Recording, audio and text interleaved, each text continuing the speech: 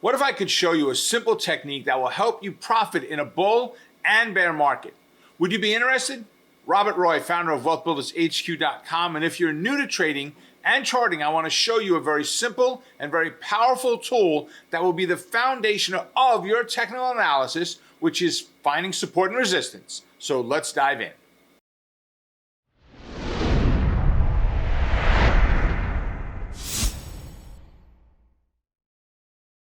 So don't resist to hit the like button. You can also support our page by hitting the subscribe button to keep up with all the latest trading content. Do it, or the dad jokes might continue. Anyway, back to our regular scheduled program. So let's start off first by defining what support and resistance actually are. So I am sitting right now in a chair at a desk. And the chair that I am sitting in, yes, believe it or not, is on a floor. It's being supported by the floor. Up above my head, up there, is the ceiling, which is my resistance. If I were to take a ladder and climb up so I can replace the light bulb up there, and I'm not looking up and I'm just looking down, and I just go barreling up that ladder without looking, sooner or later I'm going to hit my head on the ceiling and I'm going to fall off. And as I am free falling, where am I going to land? On the floor. The floor will support me. So support and resistance, when we look at a stock itself, if this is my stock's price, support would be the level down below and resistance would be the level above. Now let's jump over to Omega Charts, which is my favorite charting software, where I can show you exactly how I identify support and resistance levels. So as we're looking here on Omega Charts, the stock symbol I've got pulled up is American Airlines. And what we're looking at is, if you see this pattern right in here, if you're familiar with it, that's wonderful. It's called a channel. We've got a sideways moving pattern in here. It's going between two predefined points, support and resistance. Go figure, since that's our topic today. What we're looking for is multiple points where we hit on the support level and multiple points we hit on a resistance level. So I'm going to start off by just snapping a line down here. Right? And if you're using Omega Charts, it's Control, left mouse key, and we'll snap that line in there. And then the best way for me to do this is I'm really looking to identify that support in this area right here.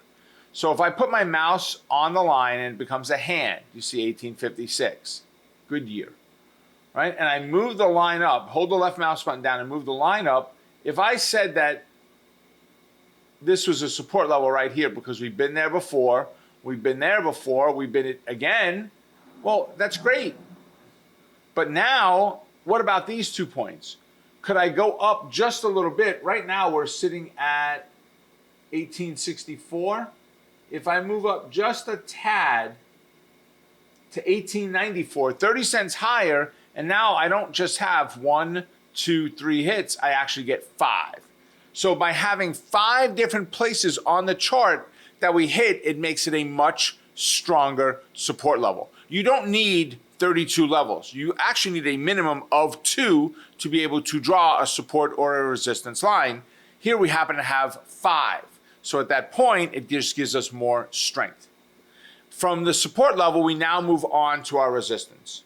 Resistance up here at the top, so I'm going to snap a line just up in here, right? Remember, Control, left mouse key.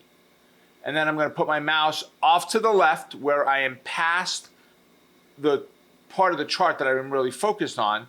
And I'm going to take that line, turn my mouse into a hand, hold down the left mouse key and pull it down. Now I could come right off of that. Oh, I went off the screen. So let me hit undo and it'll put it back where it was. I moved my mouse off the screen. If I am right here, I could come down to that point first. I'm going to move it down and drop it there. So yes, I've got a hit on resistance, and yes, I got close here, but why not make it to the point that we not get close, but we actually hit it multiple times? It gives us more strength and more definition of where that channel, where that support and resistance actually lie. So I'm going to take the chart, I'm going to take the line on the chart, and I'm going to drag it down. And granted, you don't have to hit exact on it, but if I can get within a couple of pennies, I'm close enough for government work, right? So we've got a support right now at 1894 and a resistance at 2218. So You want to talk about trading it? Or? Yeah, why not? So in this example, since we're here, really not where I was going with it today, but what a great candidate. It was the first one I popped up today. When we find the stock bouncing off support, what do? We buy the stock and we sell it when it gets near resistance. So we're not buying it at support, we're buying it above support. And where are we selling it? Not at resistance, but before resistance. There's an expression, and it's not from the market, but it has a great reference to the market, and it is don't glean the fields. Now, you may have heard that reference before, and if you have, great, you understand it. If not, that's okay. Let me give you the quick definition of it. If you're going through a field and there's fruit on the trees, leave some fruit on the trees, leave something on the vine is the way it says, the way it reads, for the next person that comes through. In other words, if you buy the stock here and resistance is up here, don't be greedy and try to get every penny of or every drop of blood from that stone, right? If resistance is here, get out somewhere below it and leave it still attractive for somebody else to come through. Right? I don't want to try to get every penny from this trade because sooner or later I'm going to miss by a few pennies and then I'm in trouble. Better off if you look at the scenario of the market being a hamburger. Support is the bread, resistance is the bread, and in between you have the meat. Don't eat the bread. It's no good for you anyway, right? Just try to take a little bit out of the middle. If I can get some of the meat out of the center of that trade, that's what I'm looking for. Tell me, folks, what trading skills would you like to learn next? Drop them down in the comments section below. Until next time, make it a profitable day. Stay focused on the quest to becoming a great trader. Keep crushing it. And remember, you're just one trade away. Take care, and I will see you at our next update. Bye for now. Folks, thanks for watching. I hope you enjoyed the training. Now, if you did, be sure to give us a thumbs up and go ahead and hit the subscribe button right over here and hit the bell to keep up with all the latest trading content. And oh, did you know that we have a podcast? Supercharge your trading education with the Stock Market Millionaire, which you can find in the description down below.